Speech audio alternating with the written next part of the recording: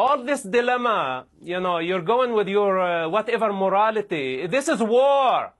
In war, people die. You need to wake up to this reality, accept it. Stop this denial. We are in the face of savages who hijacked an entire society. This is a very difficult war. No other army can do the job, and I'm not willing to risk thousands of lives of foot soldiers to deal with this type of savages who hijacked the entire society. 100,000 people could have died. Israel is doing everything they could. Don't reduce it to the point, do you have statistics? Who cares? The reality on the ground, Hamas must go. The only side want Hamas to stay is the Iranian Ayatollah, and for some stupid reason, Karen in America wants Hamas to stay. But the Arab world, let me tell you something, Jordan, Egypt, Saudi Arabia, the majority of the Arab world, we are Arabs. I am Arab. We are not Palestinians. We don't want Hamas. We don't want Islam. We want Islamists out of power. Okay. It's as simple as that. All right. They have been killing Jewish and Arab children. Right. This is not your game. This is not her game. It's not about statistics. It's not a game. It's about doing the correct thing of removing Hamas from power. Mossad, end of the story. Let me interrupt. As we speak, the intelligence services of the Arab world, all of them in a joint operation room with Israel to rid of Hamas. I don't care about some politician trying to make a political statement. It's false. The reality on the ground, we don't want Hamas. We don't want Islamists. We don't want this anarchy, this revolution without a moral compass. We don't want to globalize it. We don't want to bring it to the United States. The game is over. Hamas is out, and their death warranty has been issued.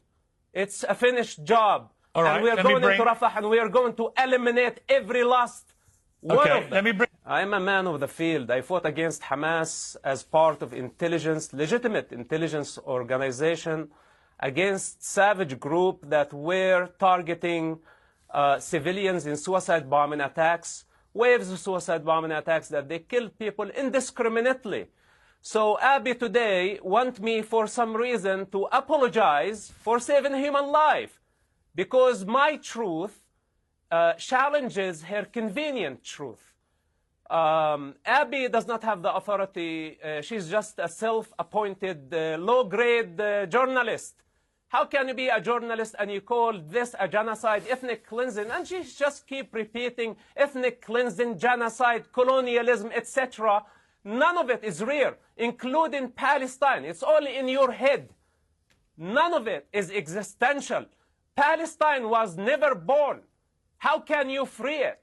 It was never there. It's just a colonial entity, and some people choose to make it into a national identity. And this parrot has been just repeating Hamas propaganda. Marwan Barghouti that she's talking about him, she never met him. I knew Marwan before he got to power. He's a criminal. He killed 5 people. He has blood on his hands. He cheated on his wife. He has a secret son that he never revealed it to the public. Of course, I can criticize him, and I can criticize all the criminals that I know personally. She's been there only for a visit, and maybe she had some falafel sandwich, and she really was blown away of the Palestinian experience. There is no such a thing as Palestine. It's about time to retire, find a different job. You're not a journalist. You don't qualify even to be a mother. Wow. Should the people who live in Gaza and on the West Bank, should they be entitled to the same human rights as Israelis? If they have equal responsibility as the decent citizens of the State of Israel, that includes Arabs, Jews, Christians, and all other citizens of the State of Israel, then yes, they have equal rights.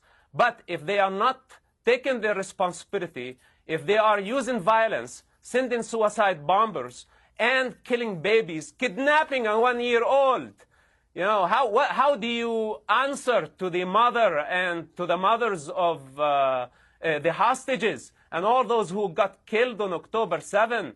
It's very easy to just try to delegitimize Israel. This is what Abiy and her likes have been trying to do for so long. but they don't have the moral power to say what Hamas did, all the waves of suicide bombing attacks. October 7, that was a genocide. That was a genocide. So stop spreading the false narrative. Now, regarding to the Arabs who live there, they need a decent police force. They need a good economy. They need good education. And if they are able to integrate, then naturally could be a political entity based on their needs. But right now, when she say Palestine, who is? Islamic Jihad, Fatah, Marwan Barghouthi, Ismail Haniyeh, Hamas, Public Front. They are so conflicted. They don't have agenda. They don't have leadership. They don't have legitimacy. This is an anarchy that has been going on for about 70 years. And it's about time for it to stop. Now, to transform, to integrate the society, we must protect the children. And this is a priority number one before we talk about Palestinian state or whatever name you want to give it. That when we have a savage group, Islamists, by the name of Allah, hijacking and using children as human shields, their own children, after killing Jewish children, then this is a capital crime. We cannot blind our eyes. We have to deal with priorities. First, we remove this savage group out of power. If Abi's intention were pro-peace, then this is our intention, that we should unify our efforts toward this main goal, first goal, priorities.